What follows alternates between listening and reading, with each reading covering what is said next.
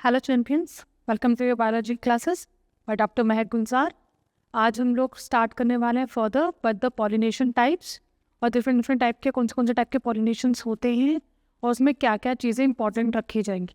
Again ये वाला lecture बहुत इंपॉर्टेंट है क्योंकि यहाँ से पक्का 1 ना 2 क्वेश्चंस पक्का बनेंगे आपके CBSE में भी और नीट में भी। अभी तक हमने female reproductive system, male reproductive system दोनों कंप्लीट कर लिए हैं। ठीक है, we have studied pollination, we have studied cross pollination, we have studied self pollination. हमने दोनों पढ़ लिए हैं, दोनों के एडवांटेजेस डिसएडवांटेजेस हम लोगों ने पढ़ लिए हैं। साथ में हम कैसे उसको प्रमोट कर सकते हैं, ये सारी चीज़ें हम लोगों ने पढ़ ली हैं, राइट।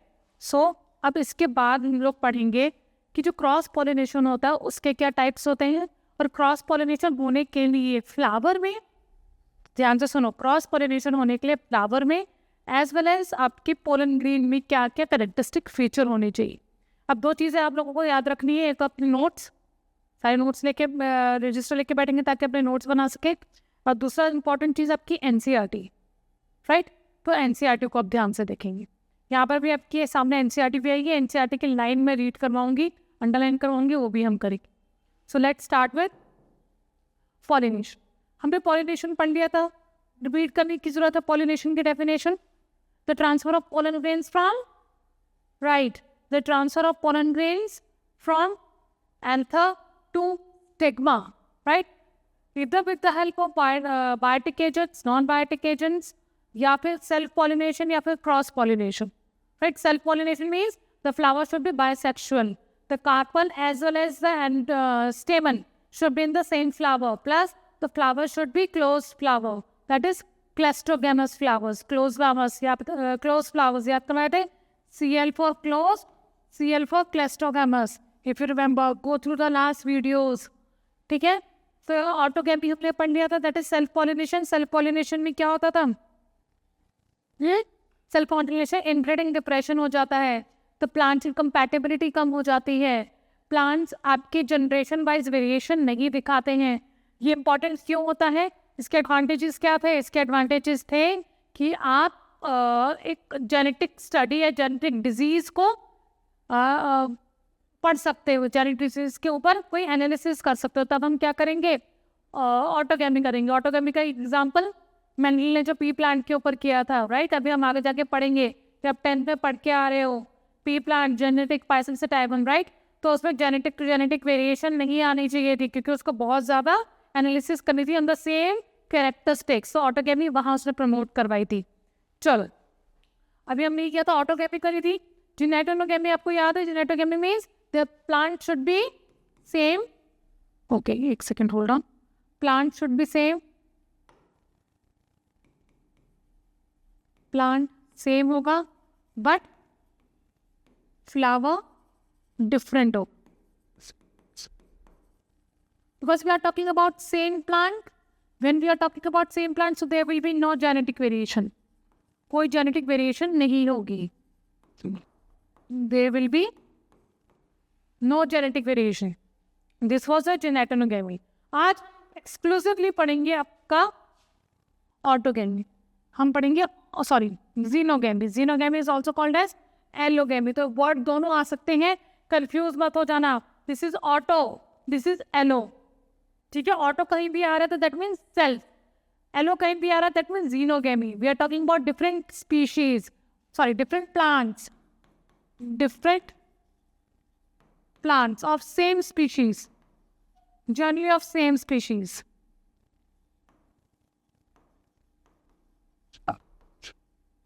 ऑफ सेम स्पीशीज, ठीक है। अब क्योंकि this is cross pollination, one has to cover a distance, so this distance can be covered by the use of pollinating agents, by the use of pollinating agents. What do you mean by pollinating agents? वो चीज़ें जो pollination करवाती हैं। What do you mean by pollinating agents? वो चीज़ें जो pollination करवाती हैं, ठीक है। तो they are your pollinating agents. The pollinating agents can be of 2 types. The first is biotic and the second is abiotic.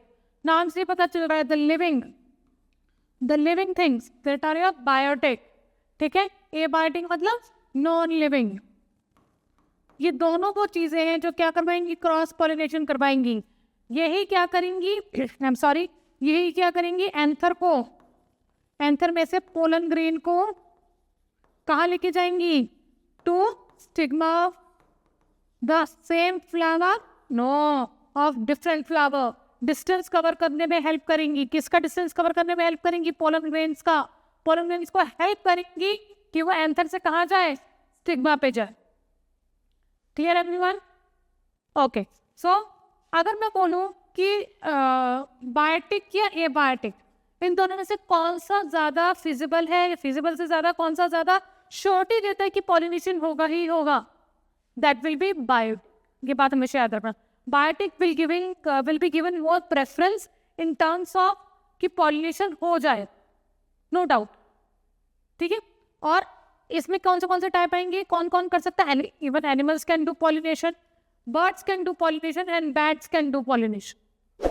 ठीक है, ये हम एनसीईआरटी से पढ़ेंगे, इसलिए एनसीईआरटी में जो जो एग्जाम्पल्स लिखे हैं, जो जो लाइनें लिखी है, वो मैं अभी आपको अंडरलाइन करवाऊंगी। ठीक है, तो बायोटिक में आपको क्या याद रखना है कि श्योरिटी प्रोवाइड करता है किसकी, टू गेट कि मैं पॉलिनेशन कर दूंगा, निश्चिंत रहो। ठीक है, दूसरा कौन कौन पॉलिनेशन कर सकता है, इधर एनिमल्स कैन डू पॉलिनेशन, इधर birds can do pollination, bats can do pollination, and very important, इसमें जो 80% होता है वो कौन करता है, बीज करती है, बीज करती है। बेटा आगे से ना मेरे एग्जाम्पल्स कुछ इस तरीके से होंगे। आई होप सो ये सबने एक मूवी देखी है, माय नेम इज खान, उसमें एक छोटा सा सीन था, प्रोबेबली याद ना हो आप लोगों को, कि शाहरुख खान एक डायलॉग बोलता है कि we should not wear fluorescence pink colour clothes.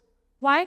Because that colour hindrance provide करती है, provide hindrance to the bees to reach their home. ठीक है, वो बीज को ना एक हिंड्रेंस की तरीके से होता है, वो अपना रास्ता भटक जाती है, वो बीज कहाँ नहीं पहुँच पाती है, अपने प्रॉपर वो शेल्टर में नहीं पहुँच पाती, वो मर जाती है। ठीक है, तो इससे क्या फ़ायदा हुआ, उसने फिर एक आगे स्टेटमेंट बोली थी कि ये रिसेंटली एक स्टडी में बोला गया है कि बीज गॉट एक्सटेंड, बीज एक्सटेंड हो गई, ख़त्म हो गई। ठीक है, तो क्या होगा, उसकी कुछ सालों बाद ह्यूमन पॉपुलेशन भी क्या हो जाएगी, एक्सटिंक्ट हो जाएगी। क्यों? क्योंकि बीज मैक्सिमम नंबर ऑफ पॉलिनेशन करती है, majority of the pollination is done by बीज। अगर बीज को मैंने खत्म कर दिया, पॉलिनेशन भी क्या हो जाएगा, रिड्यूस हो जाएगा, प्लांट पॉपुलेशन क्या हो जाएगी, कम हो जाएगी, अल्टीमेटली इसका इम्पैक्ट किससे पड़ेगा, ह्यूमन काइंड। ठीक है, तो इन्वायरमेंट की छोटी से छोटी चीज भी आपके इकोसिस्टम में हमारे सर्वाइवल में रोल प्ले करती है, राइट? तो यहाँ से ये बात याद रखना, आप हमेशा याद रहेगी। क्लियर? ये स्लाइड आपको समझ में आ गई है? चलो, अच्छा ये हो गया। अब आ गया एबायोटिक। एबायोटिक को हमने क्या बोला है, it's a type of non living pollinating agents that can be done by two ways, इधर wind and water. These are the two means by which the anther can be carried from the pollen grain can be carried from the anther to the pollen grain, right? ये क्या करेगी, यही दोनों चीजें क्या लेके जाएंगे, पोलन ग्रेन को एंथर से स्टिग्मा में। अब हमें पता है बायोटिक और एबायोटिक में ज्यादा रिलाय आप किसके ऊपर कर सकते हैं, बायोटिक के ऊपर, लेकिन if you are talking about wind and water, इसके ऊपर किस हम रिलाय कर सकते हैं, विंड पे ज्यादा रिलाय करते हैं, हम विंड पे ज्यादा रिलाय करते हैं। विंड को हम एक और नाम बोलते हैं, that is called as hydrophily. उल्टा हो गया, sorry. Water is called as hydrophily and wind is called as anemophily. Water is called as hydrophily and wind is called as anemophily. Clear everyone? चलो लेट्स स्टार्ट विथ फर्दर। इतना लिख लो, write down.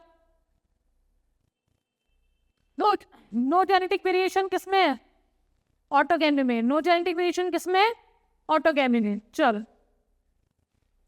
Next, अब आ जाओ water cross pollination में। Water cross pollination में again बार बार लिखोगे, बार बार चीजें याद रहेंगी, बार बार लिखोगे, बार बार चीजें याद रहेंगी। That is your xenogamy, allogamy, water के थ्रू पॉलिनेशन हो रहा है, which is called as hydrophily. Pollinating by और पॉलिनेशन बाय विंड, विंड के थ्रू पॉलिनेशन हो रहा है, तो it is called as hydrophily, right? अच्छा, अब हाइड्रोफिली में 2-3 पॉइंट्स ये आपके एमसीक्यूज में आते हैं, ध्यान रखना, एमसीक्यूज फॉर्मेट में आएंगे। मार्केट इंपॉर्टेंट कि हाइड्रोफिली कौन करता है, ऐसे कौन से प्लांट्स होते हैं जो हाइड्रोफिली करते हैं और ऐसे कौन से प्लांट्स होते हैं जो हाइड्रोफिली नहीं करते हैं, तो वेरी इंपॉर्टेंट आओ। एक्वेटिक प्लांट्स रेयर हाइड्रोफिली, ये बहुत कम हाइड्रोफिली करते हैं, ठीक है। ये बात याद रखना। मोनोकॉट्स कौन से होंगे? जो हाइड्रोफिली करते हैं, दे अंडरगो हाइड्रोफिली।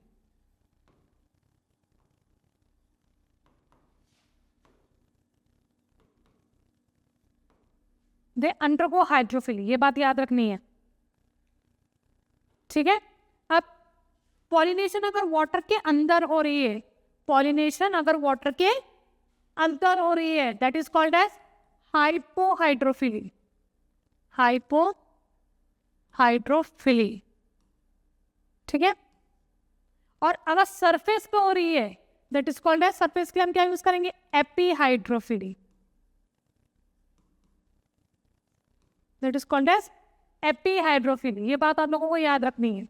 मोनोकॉट्स में होती है, पॉलिनेशन बाय वाटर होता है, ठीक है। अच्छा, इसमें याद रखो, इसमें जो आपके पोलन ग्रेन्स होंगे that has to be light. जो लिखो कैरेक्टरिस्टिक्स ऑफ पोलन ग्रेन। तो कौन से pollen grain? Those pollen grain which are pollinated by wind. Pollinated by wind जो पॉलिनेट करेगा, क्या होंगे? सबसे पहली बात, it will be light weighted. ये लाइट वेट के होंगे, ठीक है। लार्ज नंबर, इनके ऊपर ना एक क्यूटिकल सी कवरिंग होती है, वैक्सी लेयर होती है, क्या कहते हैं उसको? Pollen kit. पोलन किट कौन बनाता था? लेक्चर्स में बताया हुआ है मैंने। Pollen kit is formed by which of the cells? Tapetum cells. याद रखो बेटा, लाइट वेट होते हैं, लार्ज नंबर के होते हैं, वैक्सी लेयर सराउंड करेगी, that is called as pollen kit. बस, that is called as pollen kit. और पोलन किट को कौन बनाता है? Tapetum cells. बेटा ये सारी बातें ब्लिंक करने शुरू कर दो। ये चैप्टर कब खत्म होने वाला है? ऐसे क्वेश्चन आंसर्स करवाऊंगी मैं बहुत जल्दी, तो मेक श्योर कि आप ये खत्म कर लो। क्लियर? अब बेटा यहाँ पर ना इस फॉर्म में आपके 2-3 एग्जाम्पल्स के मैंने एनसीईआरटी में, ठीक है। और वो एग्जाम्पल्स अलग अलग तरीके से हैं, वो सारे एग्जाम्पल्स हम पढ़ेंगे। आओ देखो, सबसे पहला आ गया आपका फ्रेश वाटर। फ्रेश वाटर में आपके ये बेटा एक बात याद रखिए, फ्रेश वाटर होता है, वेरी इंपॉर्टेंट। इसके ऊपर क्वेश्चन ऑलरेडी बन चुका है। ये फ्रेश वाटर होता है, ठीक है। तो फ्रेश वाटर कौन से हो गए? Vallisneria and Hydrilla. Vallisneria, Hydrilla, ठीक है। They comes under epihydrophily. What do you mean by epihydrophily? Epi का वर्ड क्या हो गया? Epi means on the surface. Epi means on the surface. ये सरफेस पे पॉलिनेशन होगी, इनकी सरफेस पे पॉलिनेशन होगी, ठीक है। अच्छा चलो, ये आपकी वाटर बॉडी है, डायग्राम बना के चलना ताकि चीजें याद रहे। ये आपका वाटर बॉडी है, वाटर बॉडी में ये आपका प्लांट है। प्लांट का जो फीमेल पार्ट है, the female part will rise to the surface of the water. The female stock जो है, ये फीमेल फ्लावर जो है, वो नीचे से कहाँ तक आएगा? सरफेस ऑफ वाटर तक आएगा। और वहां पर आपके जो पोलन ग्रेन्स हैं वो वाटर करंट के थ्रू आएंगे। Pollen grains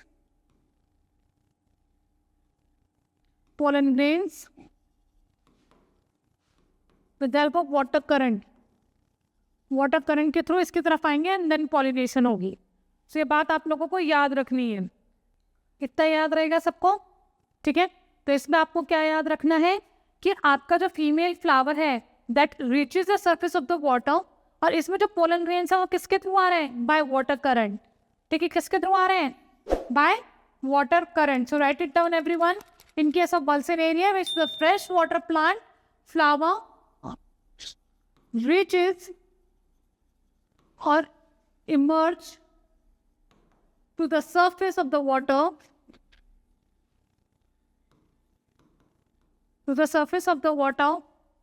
and pollination of pollen grains reaches by pollen grain reach through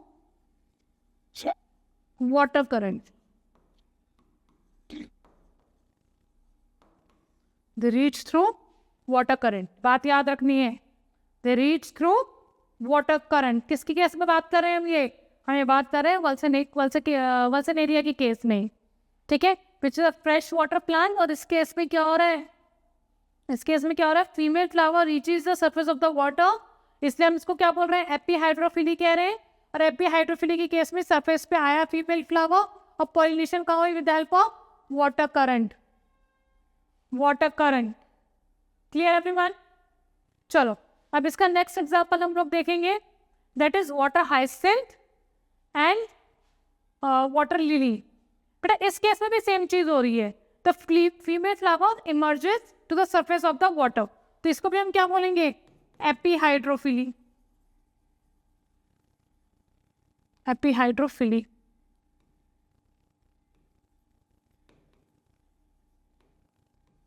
ठीक है, दिस इज कॉल्ड एज एपीहाइड्रोफिली। इस केस में क्या हो रहा है, द फीमेल फ्लावर, अगेन वही लिखो, female flower reaches on the surface of the water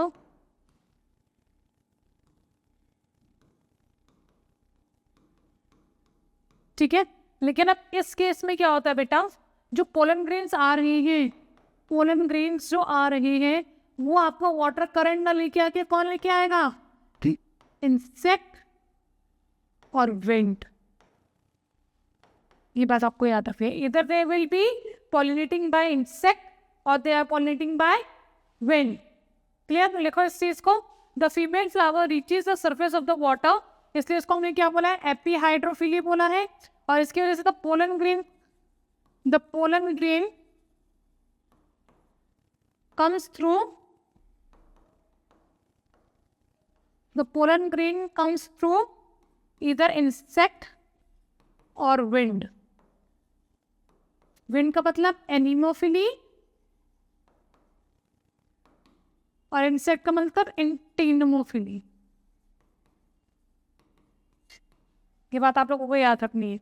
दो एग्जांपल कर लिए, वल्सन एरिया और वाटर हाइसिंथ के केस में सेम चीज है, female flower reaches the surface of the water, so that means it comes under your subgroup that is epihydrophily, right. एक case में क्या आ रहा है कि वाटर करंट के थ्रू आ रहा है, एक केस में क्या आ रहा है, इंसेक्ट या विंड लेके आ रही है। इंसेक्ट या विंड किस केस में लेके आ रही है, वाटर हाइसिंथ या वाटर लिली की केस।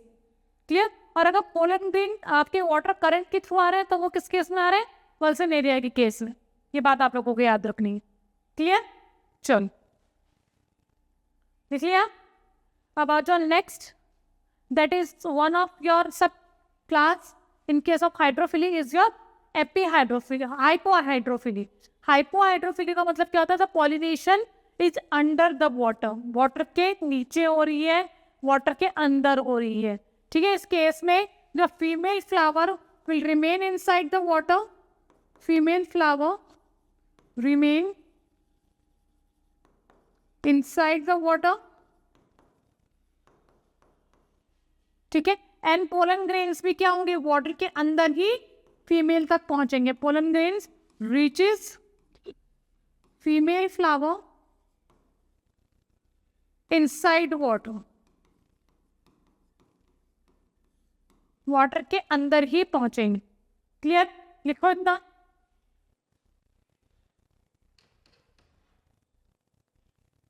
ठीक है, तो क्या बोला मैंने, हाइपोहाइड्रोफिली में एग्जांपल क्या हो गया, सी ग्रास। सी ग्रास इसका एग्जांपल है, और ये किसका एग्जांपल है, मैरीन का। फ्रेश वाटर का क्या था आपका, वल्सन एरिया एंड हाइड्रोला। ठीक है, तो मैरीन का एग्जांपल हो गया सी ग्रास। सी ग्रास में क्या कर रहे हैं, the female flower as well as the male flower will be getting pollinating inside the water. Clear? यहाँ पर आपका खत्म होता है water pollination, that is hydrophily. Clear है सबको? किस में होता है ये, जनरली मोनोकॉट्स में होता है, you have to remember that. Aquatic plants में होता है, नहीं होता, रेयर होता है। Clear?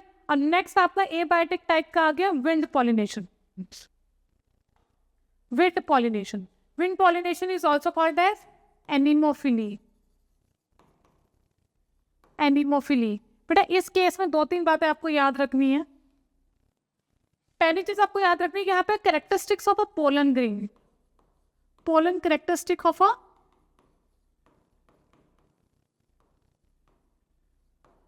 Pollen grain. Pollen grain की क्या कैरेक्टरिस्टिक्स होनी चाहिए, if it is getting pollinated by wind, तो सबसे पहले तो लिखो लाइट वेट, वो लाइट वेट होनी चाहिए। Second, non sticky, non sticky होने चाहिए। थर्ड, लार्ज इन नंबर, बहुत सारे एक साथ प्रोड्यूस होने चाहिए। ठीक है, ये बात याद रखनी है आपको। और दूसरी चीज यहाँ पे कैरेक्टरिस्टिक ऑफ फ्लावर, वो फ्लावर जिसको कौन पॉलिनेट कर रहा है, विंड पॉलिनेट करी, उसके क्या कैरेक्टरिस्टिक होंगे। इसको आप ये तो नहीं लिखोगे ना कि नॉन स्टिकी होना चाहिए, लाइट वेट फ्लावर होना चाहिए, इसके अलग कैरेक्टरिस्टिक्स है। पहला कैरेक्टर क्या होना चाहिए, may not be bright, may not be brightful, brightful होने की जरूरत नहीं है ऐसे। ठीक है, it can be done, may not produce nectar, may not produce nectar, nectar produce ना करे हो, कोई जरूरत नहीं है इसको नेक्टर ग्लैंड्स की, नेक्टर ग्लैंड्स की इसको कोई जरूरत नहीं है। ठीक है, हम आगे जाकर रिवॉर्ड्स पढ़ेंगे अभी इन केस ऑफ एनिमल्स। ठीक है, तो इसको कोई रिवॉर्ड नहीं देना to get polluted by wind. ठीक है, कोई इसके ऊपर no need for giving rewards.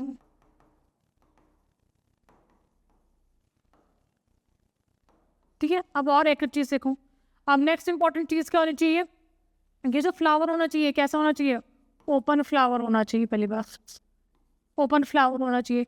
इसका जो स्टिग्मा है, ठीक है, stigma should be feathery,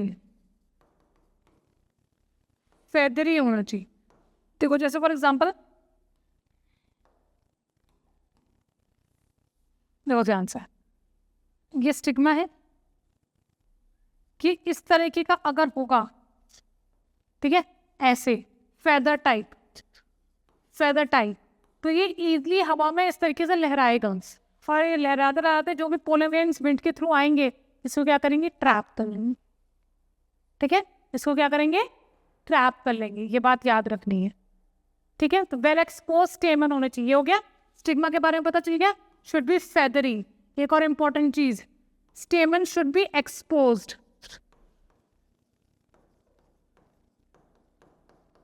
expose stem होना चाहिए, खुला स्टेम होना चाहिए, ताकि आराम से वेट क्या करे, उसको ले जाए। ये दिख नहीं रहा है, मैं रेड पेन से लिख देती हूँ, एक सेकंड व्हाइट पेन से लिख देती हूँ, जस्ट होल्ड ऑफ।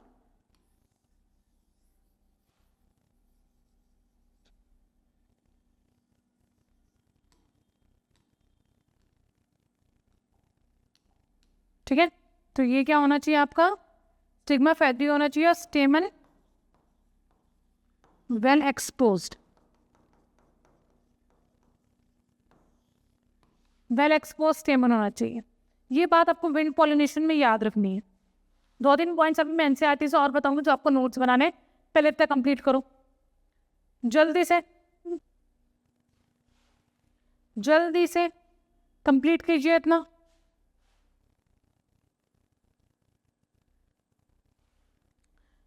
अच्छा, सी ग्रासेस जहां पे लिखा था ना, यहाँ पर सी ग्रासेस में एक एग्जांपल है, इंक्लूडिंग सी ग्रास का एग्जांपल है आपके एनसीईआरटी में ज़ोस्ट्रा, तो इसको भी लिख लेना, Zostera. Done, take out your NCERT everyone now, take out your NCERT.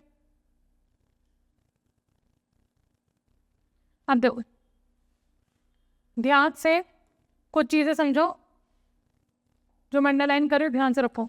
Pollination by wind, ठीक है, common, most common in case of abiotic, बताया था विंड के ऊपर ज्यादा भरोसा है, वाटर से ज्यादा किसके ऊपर भरोसा है, विंड के ऊपर। तो जहां पर आपका ये लिखा है ना, यहाँ पे लिख लो, विंड की जगह हम क्या लिखेंगे, anemophily. So write down anemophily.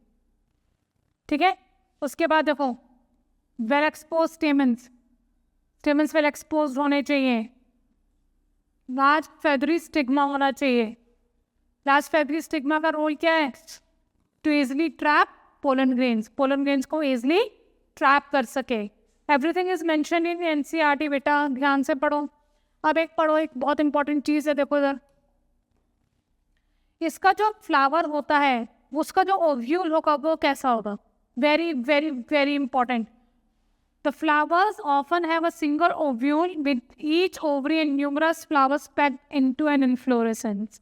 ये बात याद रखना, एक सिंगल ओव्यूल होता है, एक single ovule in a flower which each ovary and numerous flowers, बहुत सारे फ्लावर्स एक साथ गुच्छा बना के रहेंगे यहाँ पर. तो इस तरीके के जो भी आपके फ्लावर्स होते हैं they are getting pollinated by wind. कौन से टाइप की पॉलिनेशन होती है? एनिमोफिली. ठीक है. अच्छा, एक एग्जाम्पल यहाँ पर दिया है आपको कॉब और टेसल का. एग्जाम्पल आपको दिया है कॉब और टेसल का. ठीक है. एक बात याद रखो, कॉब ये कौन फ्लावर का, जैसे हमारे में गाइनोशियम और एंड्रोशियम हम लोगों ने पढ़ा है, ऐसे ही cob is refers to your female part and the tassel is refers to the male part. ठीक है. Cob refers to the female part and tassel is your male part. तो ये किसका, एक कौन फ्लावर की बात हो रही है? भुट्टा. आजकल खा रहे हो सब भुट्टा, उसका ही बात हो रही है. The cob is the female part and the tassel will be your male part. ठीक है. इसमें स्टिग्मा और जो स्टाइल है ये वेव करते हैं from the wind to trap pollen grains. Generally wind pollination में और कौन सा फॉर एग्जाम्पल आ गया? ग्रासेस. सॉरी, और कौन सा एग्जाम्पल आ गया? ग्रासेस. क्लियर है सबको? विंड पॉलिनेशन यहाँ से समझ में आ गई है? ओके. चलो यहाँ से फिर हम ये पूरा का पूरा मैंने आपको एक्सप्लेन कर दिया है कि पूरा का पूरा हमने आपको एक्सप्लेन कर दिया है. अच्छा, इस केस में बस 2-3 चीज़ें ध्यान रखो. मैं इसलिए करवा रही हूँ ताकि आप अंडरलाइन कर सकें अपनी एनसीईआरटीज में. ठीक है. देखो, मोनोकॉट्स में होती है. किस में होती है? मोनोकॉट्स में होती है. ठीक है. चलो नेक्स्ट चीज़ आपको इसमें याद रखने लगो, वल्सनेरिया एंड हाइड्रेला, सी ग्रासेस. सारी की सारी जो चीज़ें आपको क्लास में बताई गई हैं वो यहाँ लिखी हैं. सारी की सारी चीज़ें यहाँ लिखी हैं आपकी. So go through this part once. ठीक है. इसको एक बार अपने कर लीजिएगा. आगे बढ़ते हैं, आ जाओ. अब यहाँ पर यह पढ़ेंगे ये वाला पार्ट यहाँ से, that is a biotic pollination. Biotic pollination मैंने क्या बताई थी?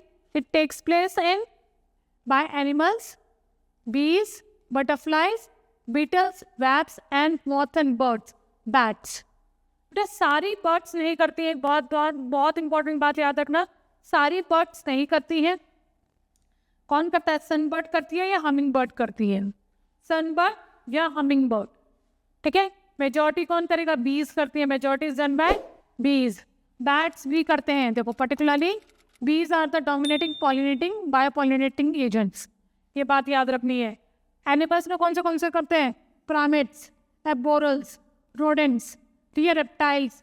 अच्छा, वो जो रेप्टाइल्स होते हैं ना, जो गार्डन लिजर्ड्स होते हैं, वो सब भी यहाँ पर आएंगे.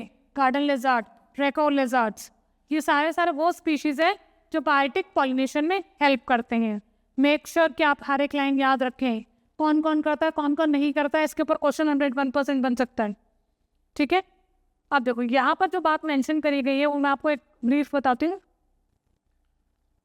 When a plant is getting pollinated by biotic factors, ठीक है, बायोटिक पॉलिनेशन अगर हो रहा है तो प्लांट्स तो क्या कर रहे हैं? पॉलिनेट हो रहे हैं. लेकिन उन पर्टिकुलर बायोटिक एजेंट्स को क्या मिलेगा? उनको प्लांट एक टाइप का रिवॉर्ड प्रोवाइड कर. ठीक है. एक प्लांट का एक टाइप का रिवॉर्ड प्रोवाइड करेगा. और रिवॉर्ड कैसा हो सकता है? मैं 2 तरीके से उसको क्लासीफाई कर सकते हो. इधर they are getting nectar from the plants. वो फ्लावर से क्या ले रहा है? नेक्टर ले रहा है. ठीक है. और कभी कभी ऐसा भी होता है कि जो प्लांट्स होते हैं वो एक पोजीशन दे देते हैं टू दोज इंसेक्ट्स, बर्ड्स और बैट्स या animals to lay eggs inside them. कि अल्टीमेटली क्या होगा? फर्टिलाइजेशन हो जाएगी. फर्टिलाइजेशन पे एंडोस्पर्म बन जाएगा. ये अपकमिंग क्लासेस में हम पढ़ेंगे. ठीक है. तो एंडोस्पर्म क्या प्रोवाइड करेगा? न्यूट्रिशन प्रोवाइड करेगा to the developing seed. At the same time this nutrition can be compromised with the development of the eggs laid by the insects. on which purpose? कि मैं तुम्हारा पॉलिनेशन कर रहा हूँ. You give me the position and such position is called as oviposition. ठीक है. कि ओवी पोजीशन भी देता है. तो पहला रिवॉर्ड क्या होगा? रिवॉर्ड के ऊपर अगर कोई क्वेश्चन आता है तो सबसे पहले रिवॉर्ड क्या होगा, they will give you nectar, वो नेक्टर प्रोड्यूस करेगा। प्लांट्स नेक्टर प्रोड्यूस करते हैं। प्लांट्स कैसे होने चाहिए, in case of biotic they should be beautiful plants, they should be colourful plants to attract the pollinators. ठीक है, उनके पेटल्स में कौन सा ग्लैंड होना चाहिए, नेक्टर ग्लैंड होना चाहिए, ताकि नेक्टर ग्लैंड से क्या मिल सके, उनको नेक्टर मिल सके। This is juicy fruit like compound और substance that is secreted by the nectar glands present in the petals of the flower, right? तो उनको नेक्टर मिलेगा। और कभी कभी केस में क्या हो जाएगा, वो आपको पोजीशन भी देगा टू ले एग्स। ये जो पॉलिनेटिंग वाला जो रिलेशनशिप है between the biotic agents as well as your flower, कि बहुत केसेस में आपका म्यूचुअली हो चुका है। म्यूचुअलिज्म मतलब the both will be getting benefit. ये पता है, ये म्यूचुअलिज्म आप अपनी इकोलॉजी चैप्टर में भी पढ़ेंगे, so don't worry about it. लेकिन थोड़ा सा एक बता देती हूँ यहाँ पर मैं आप लोगों को कि ये जो पॉलिनेटिंग एजेंट्स हैं एंड द फ्लावर्स, ये दोनों एक म्यूचुअल रिलेशनशिप के तरीके से भी बिहेव कर रहे हैं, क्योंकि वो पॉलिनेट कर रहे हैं तो ही the flower is getting benefited, at the same time the insect is getting nectar and it will in some cases it is also getting the oviposition to lay egg. So both the species involved in an interaction are getting benefited. तो दोनों को plus sign मिलेगा। This is called as mutualism. और ये mutualism इतना ज़्यादा exclusive हो चुका है कि the plants is only getting pollinated that for that particular species. कि मैं प्लांट हूँ और मैं पॉलिनेट होऊंगा तो दैट पर्टिकुलर स्पीशीज ही होगा, वरना नहीं होगा। सो अगर वो स्पीशीज एक्सटिंक्ट हो जाती है तो ये प्लांट भी क्या हो जाएगा, एक्सटिंक्ट हो जाएगा। ठीक है, this is called as mutualism. ये आगे गिवन है एनसीईआरटी में, लेट्स सी टू इट।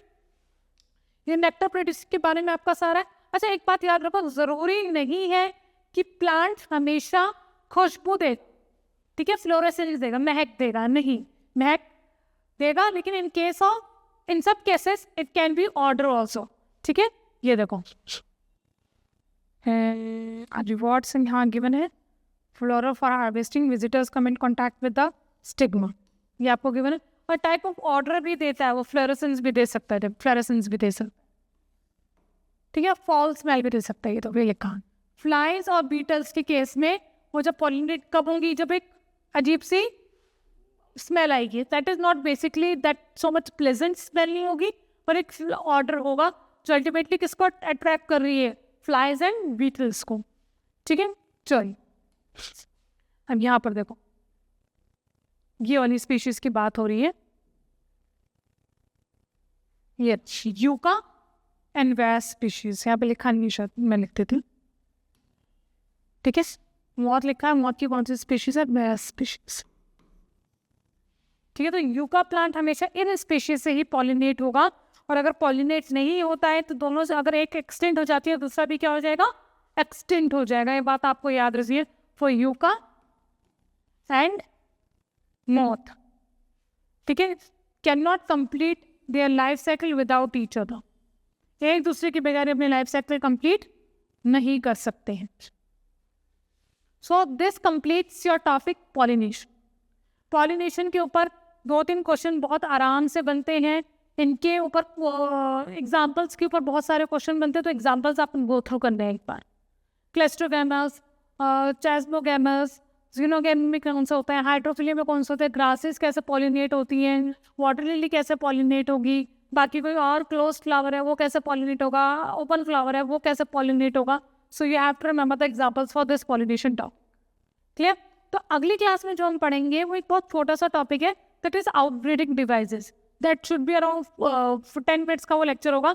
ठीक है, वो बहुत इंपॉर्टेंट लेक्चर है। सो अगला लेक्चर आप सब लोग देखेंगे और इतना कंप्लीट करके रखेंगे। ठीक है, ऑल द बेस्ट।